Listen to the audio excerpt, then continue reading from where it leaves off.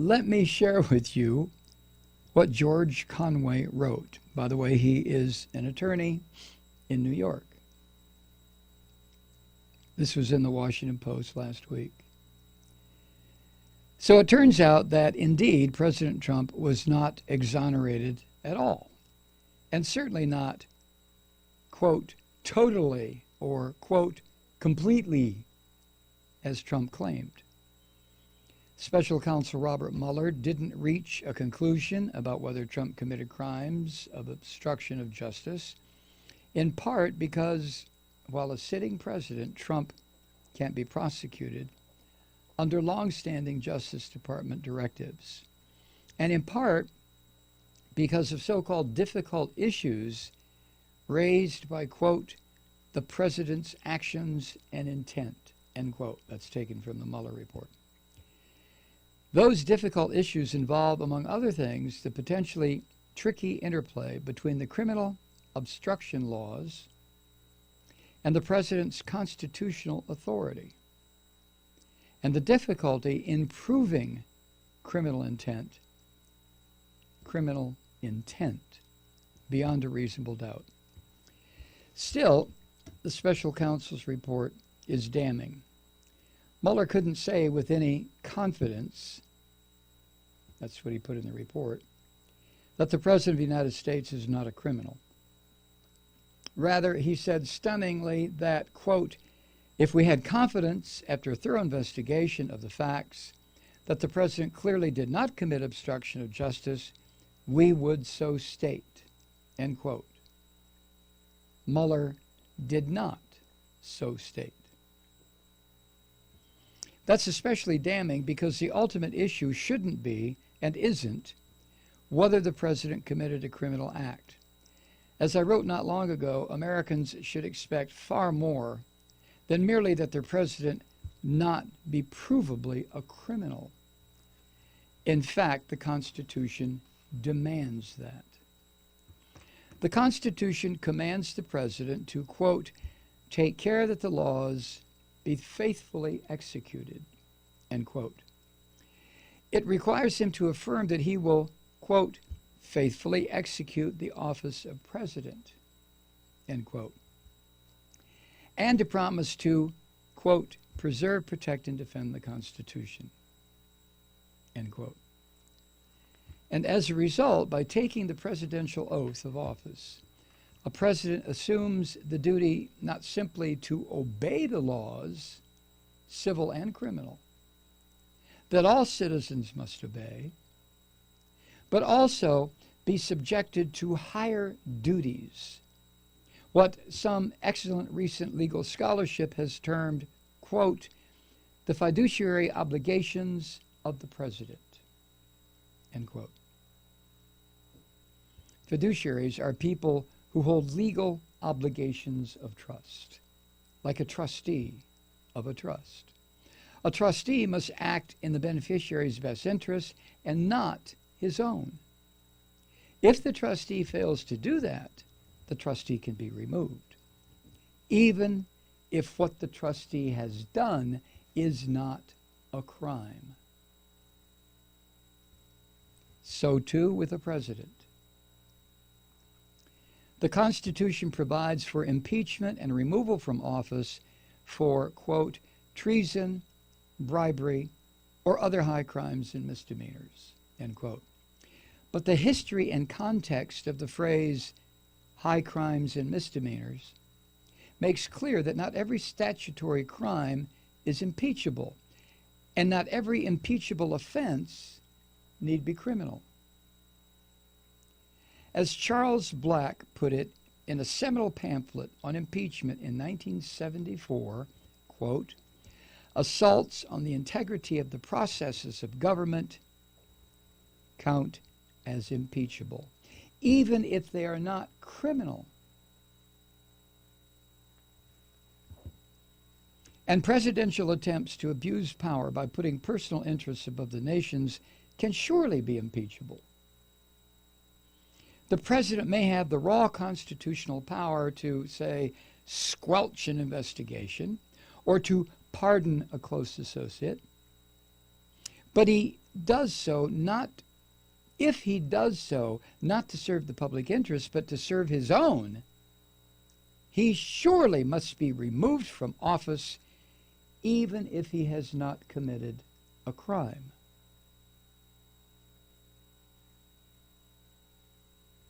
By these standards, the facts in Mueller's report condemn Trump even more than the report's refusal to clear him of a crime. Charged with faithfully executing the laws, the president is, in effect, the nation's highest law enforcement officer. Yet Mueller's investigation, quote, found multiple acts by the president that were capable of executing undue influence over law enforcement investigations, end quote. The Mueller report. Trump tried to, quote, limit the scope of the investigation, end quote, Mueller report. He tried to discourage witnesses from cooperating with the government through, quote, suggestions of possible future pardons, end quote, Mueller report.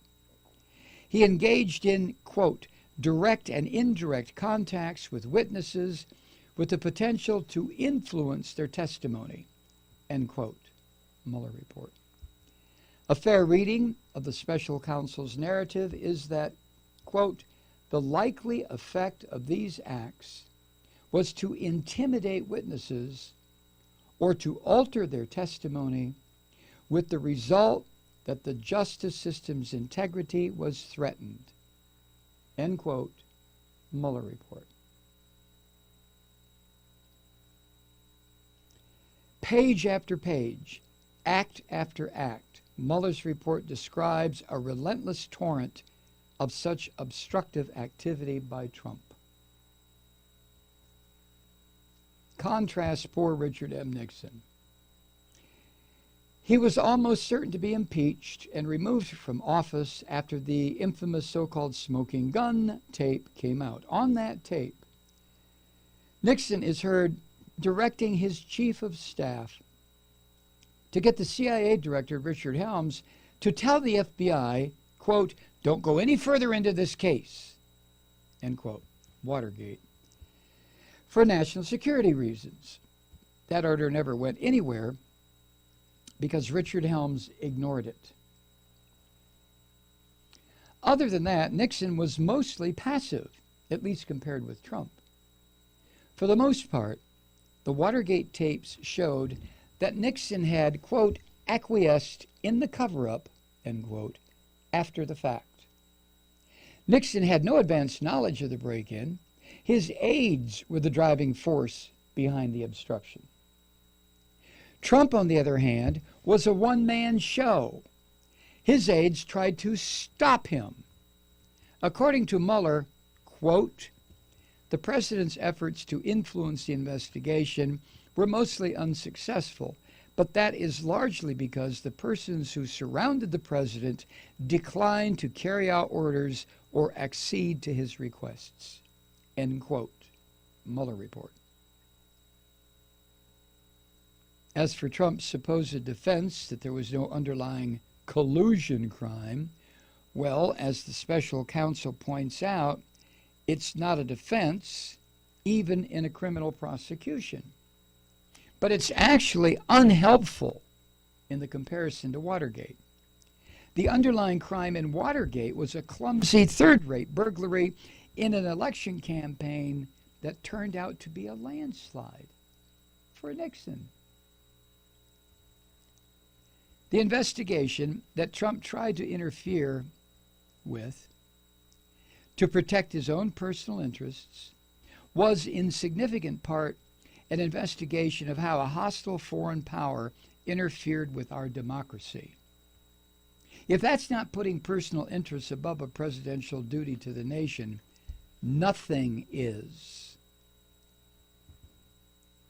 White House counsel John Dean famously told Nixon there was a cancer within the presidency and that it was growing. What the Mueller report disturbingly shows with crystal clarity is that today there is a cancer in the presidency, President Donald Trump. Congress now bears the solemn constitutional duty to excise that cancer without delay.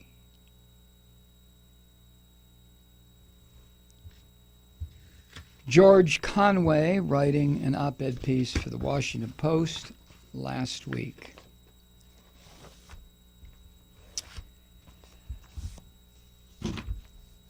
Boy, it can't be any more explicit than that, can it? Can you imagine the pillow talk between Kellyanne Conway and George Conway when they go to bed at night? No, I can't either. No. There to me, as far as I'm concerned, there are two issues right now that, and possibly three, that are holding up the excising of this filthy, filthy pig, Donald Trump. First of all, is the reluctance on the part of the Democrats in the House to begin hearings on whether or not there's enough evidence to hold impeachment hearings. Remember, I told you the other day, it's a two-step process. First, there has to be hearings as to whether or not there is sufficient evidence to lead to an impeachment hearing. And during the impeachment hearing, that's when articles of impeachment eventually, one supposes, are presented to the Congress. But that first step, is there enough evidence to begin an impeachment hearing? I think Nancy Pelosi and Steny Hoyer and all these old-timey Democrats know full goddamn well that there is enough evidence to begin hearings to decide whether or not there's enough evidence to start impeachment. So why aren't they doing it?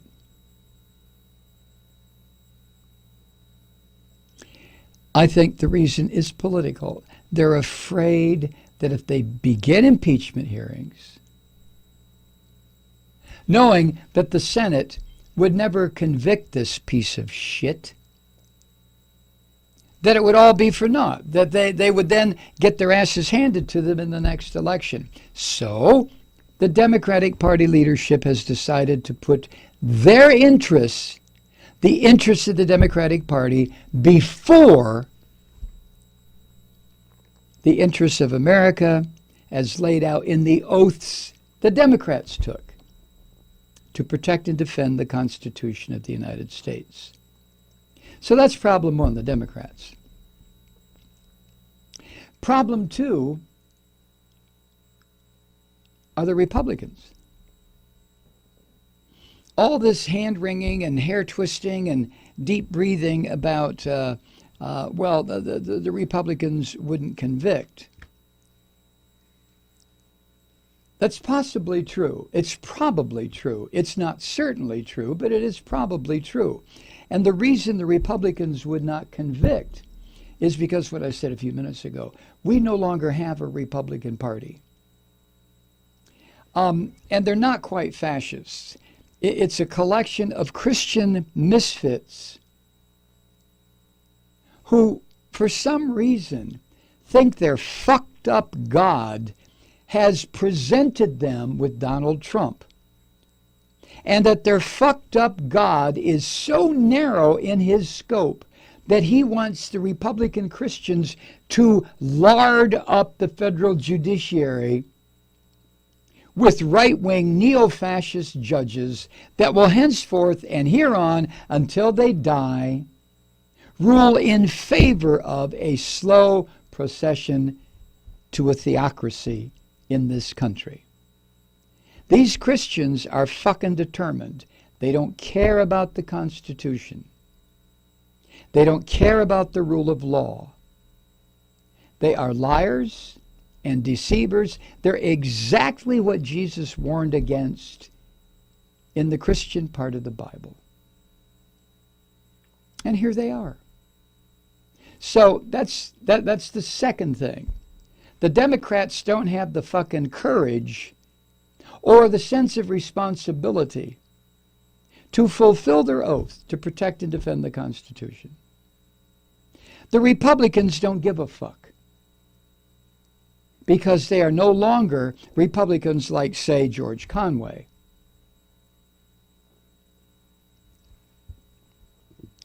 And the third impediment are the threats. The threats that this filthy son of a bitch Donald Trump has made, overtly, covertly, directly, indirectly. He watches these fucked up militias out here, these beer-bellied fuckers with their military outfits on, more fucking weaponry than a platoon had in Vietnam, as they fart and stomp around the southern border, picking on women and children. And Trump sees that, and to him, hey, ha-ha, those are my boys. I've got the military, and I've got the police, and I've got the bikers for Trump. Can you fucking imagine any other president in the history of this republic saying something like that? No, you can't. I've got the bikers for Trump. The implication being that if the Democrats have the absolute fucking temerity to begin impeachment inquiry, Trump will loose the gangsters, the bully boys, the brown shirts. A weak Democratic Party that refuses to live up to its oath. A Christian fascist Republican Party that cares not a fuck about this country anymore. Their heads are so far up their Christian asses they can't even breathe properly. And then you have the violence that Trump has promised. So, what do you suppose that Nancy Pelosi should do?